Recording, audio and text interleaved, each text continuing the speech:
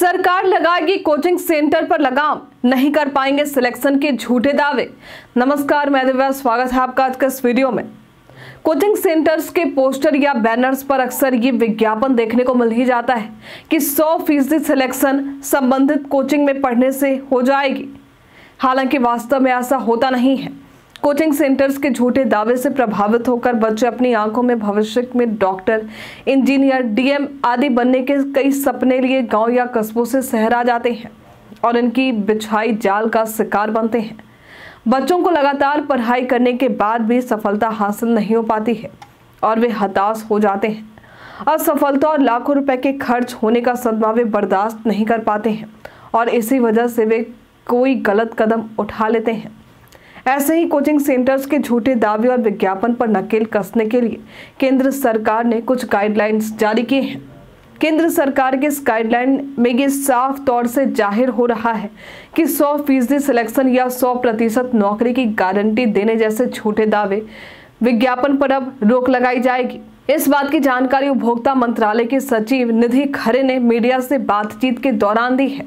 सचिव निधि खरे ने बताया कि यूपीएससी, नीट, जेईई और अन्य परीक्षाओं की तैयारी कर रहे छात्र छात्राओं को लुभाने और ज्यादा पैसे ऐंठने के लिए कोचिंग सेंटर्स इस तरह के झूठे दावे करते हैं। सेंटर कस्टमर प्रोटेक्शन अथॉरिटी ने इससे संबंधित एक ड्राफ्ट तैयार कर लिया है और बता दें कि अब तक 54 नोटिस जारी किए जा चुके हैं।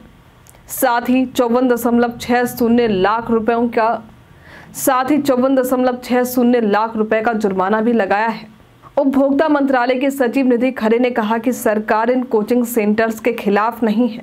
सरकार केवल ये चाहती है कि झूठे विज्ञापनों पर रोक लगनी चाहिए।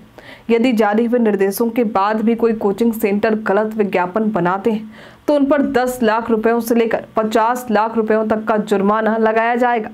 अगर इसके बाद भी वो अपनी मनमानी चलाते हैं तो उनका लाइसेंस भी रद्द कर दिया जाएगा। केंद्र सरकार का ये फैसला छात्र छात्राओं की बेहतरी के लिए ही लिया गया है। निधि खरे ने यह भी बताया कि वे कोचिंग सेंटर्स जानबूझकर छात्र छात्राओं से जरूरी जानकारियों को छिपाते हैं। सरकार द्वारा जारी नए दिशा निर्देश के तहत किसी भी कोचिंग सेंटर्स के विज्ञापनों में 100% चुने जाने के झूठे दावे नहीं किए जाने चाहिए। संबंधित कोर्स और उसकी अवधि की पूरी जानकारी उपलब्ध होनी चाहिए। इसके बाद शिक्षकों की सही जानकारी विज्ञापनों में होनी चाहिए। फीस और रिफंड पॉलिसी की जानकारी में पारदर्शिता होनी चाहिए और परीक्षा में अच्छे अंकों से उत्तीर्ण हुए छात्र छात्राओं की सहमति के बिना उनके नाम और फोटो विज्ञापन में नहीं डालने हैं। अक्सर अखबारों में नीट, जेईई आदि की परीक्षा होने के बाद कोचिंग सेंटर्स छात्र छात्राओं के नाम, उनकी फोटो, रैंक आदि अपने विज्ञापन के लिए छपवा देते हैं।